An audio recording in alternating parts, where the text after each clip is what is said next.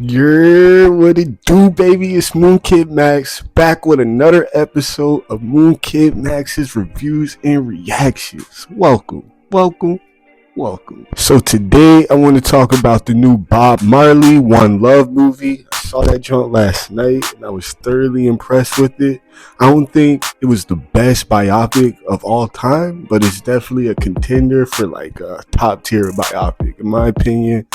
First, I just want to get into my history with Bob Marley. So I started smoking weed. I was probably 20 years old regularly. So 2012, I was in college. I was 20 years old, and the Bob Marley the official documentary had dropped. And that summer, me and my homegirl Samara, we literally watched that documentary 30 times throughout the course of that 3 or 4 month summer, yo. We would just smoke regularly and if we couldn't think of nothing to put on, just put on the Bob Marley documentary. We gonna roll up, we gonna smoke some, chill. So I was just really inspired by that documentary where I just learned so much about Bob Marley, and I was learning to play guitar around the same time. So Bob Marley's up there with Kurt Cobain and Jimi Hendrix as far as the three main people who were inspiring me when I first started learning guitar. So we had that documentary, and I always wanted an actual biopic of Bob Marley, and I was surprised. I was damn, I'm surprised ain't nobody made no Marley. Now in 2024, we finally got the proper treatment, our Bob Marley biopic, and I'm gonna just get into the movie. Let's go. As usual, I'm gonna start with the good, and the first good thing that I immediately noticed was the authenticity of it, in the sense of you could tell that they were shooting on location in Jamaica. You could tell that either the actors were really good or what, but they had authentic Jamaican accents. At least I don't know if the actors was Jamaican, but they had the accents down pat, yo. Some accents was so good that it didn't happen often, but sometimes they would be talking with the heavy patois, and I wouldn't understand a damn thing they were saying. Just a few times, right? But that's how you know it's good. It was just authentic. I guess that's the word. When you hear the natural Jamaican patois accent, you can't understand it, but it's all good because it just feels raw. It has that raw feeling to it. So yeah, I thought it was a really authentic movie.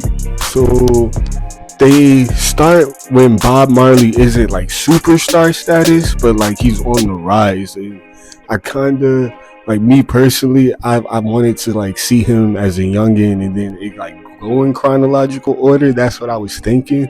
But they started where he's on the rise, and they do this thing where they have scenes of him as a teenager and scenes of him as a little boy. So we still do get some of his early life, but his come up, we don't really see his come up from nothing. We don't see him come from nothing. He's already solidified by the time we pop in the story. So whether you like that or not, that's up to you.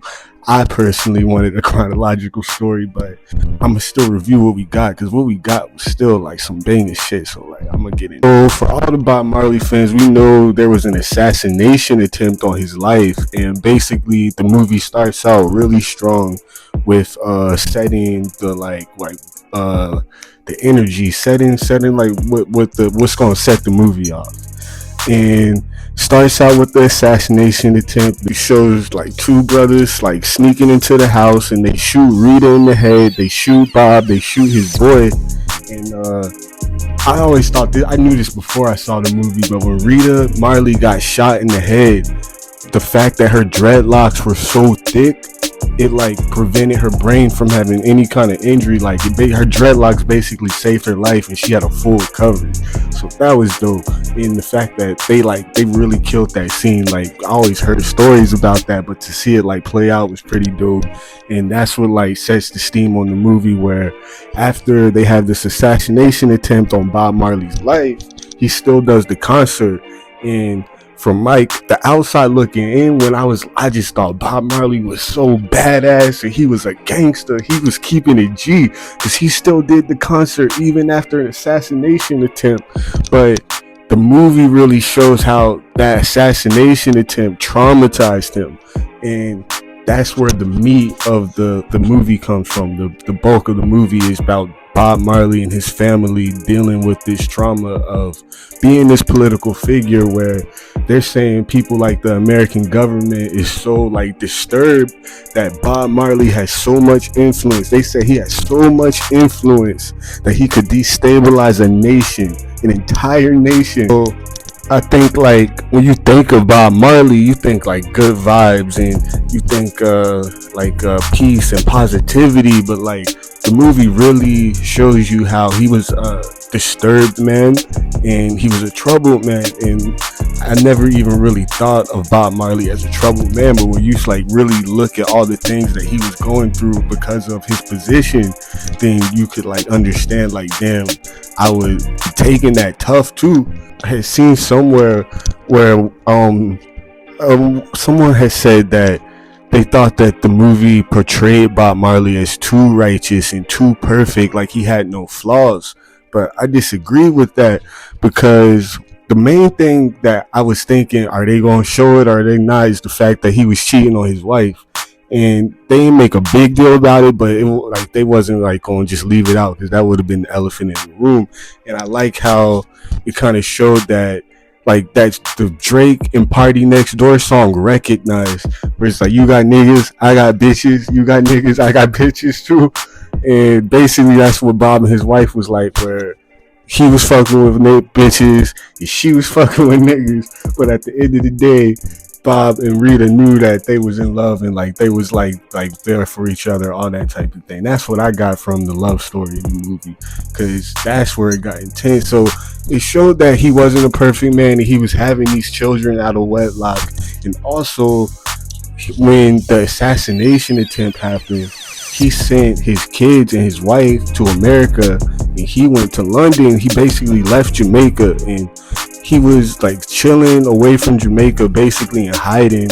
And to some, like, that would be cowardly basically, where his country, his people are suffering, and he's just out in London living up his life, eating good, chilling, making his music.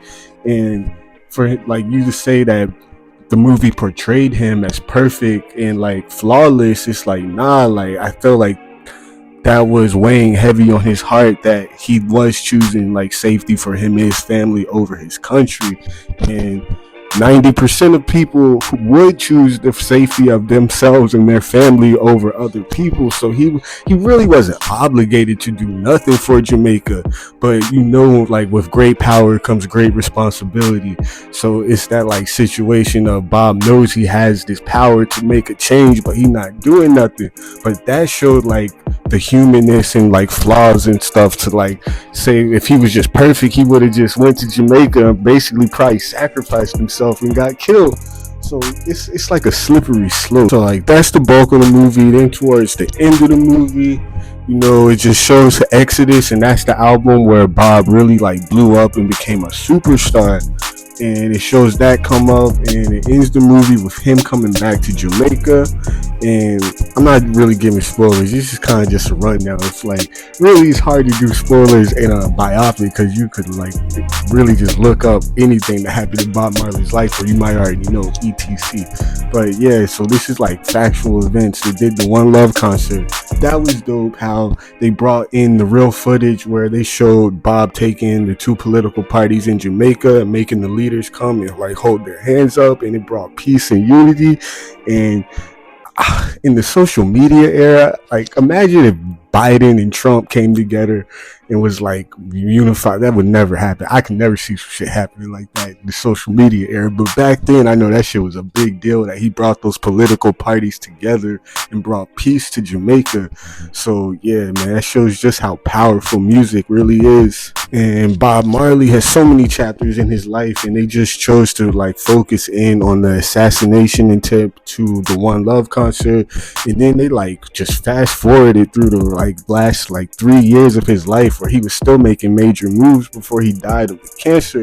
So like a TV series like would have benefited this, I think, because I was just like, man, they packed a lot in an hour and 45 minutes, but there's still so much story that could be told. And like I like the cast, I like the direction, the like look, the cinematography and all that. To get into the stars of the movie, I think that, you know, I like to always talk about the people who like outshined, or who like were sticking out amongst everybody else in the movie. So for this movie, the true stars are Kingsley Ben Adir and Lashana Lynch. And yeah, Kingsley first, I'm gonna talk about that brother, man. He did his thing, yo. Listen to his Breakfast Club interview, and he was talking about how much time he spent with the family, how much time he spent learning to speak the like dialect that specifically Bob Marley spoke. Not just like, all Jamaicans don't sound the same. Like, he had to get that specific like uniqueness that Bob Marley had. He had to learn how to sing. He had to learn how to play guitar. And what's funny is I was watching the movie, and like the first scene where I could tell he was like singing as an actor, I was like, ooh, that don't really sound all that good, man. That don't sound too good. But then by the end of the movie, I was like, yo, the parts where I could tell was actually him singing as the actor. I was like, this brother improved, man. He got way better by the end of the movie. So I'm assuming they shot that shit chronologically, because like you could tell there was a huge difference in his voice, and like by the end of the movie, like as an actor, he was singing way better. I think he did his thing. He held the movie up on his shoulders just the way a lead is supposed to. And then Lashana Lynch as well, just playing the complexity of Rita Marley, knowing that Bob is out here stepping out on her, but knowing that like he needs her so badly in his life. And she just really portrayed those emotions so well. She is a really good she can act without dialogue. She's really good at that. Like, you can just like read her body language and her facial expressions, and it just makes you feel like what she's feeling so much more deeply. So yeah, Shauna Lynch, I'm happy to see her get some shine. I know she's been in a few things like Captain Marvel, but I don't really see her in too much. I think she was in The Woman King too, but yeah, it's good to see her get a leading role, get some shine. Hopefully that sister can get some more roles, because I think she definitely deserves them. So yeah, that was just my thoughts on Bob Marley, One Love. If you like that review, please like, subscribe, and I'm gonna keep pumping these jumps out. Just like I keep saying, I'm like really excited to like do some more reactions. Did some reaction to some trailers. I did the reaction to Beyonce. I'm gonna get the Kanye review out. So got a lot of new content coming for y'all. I'm just trying to get my 1,000 subscribers, so then I can set a new goal. You know what I'm saying? It's always elevating, y'all. So thank you for tuning in. That was my review on Bob Marley, One Love, peace, and much love. MOONKID out.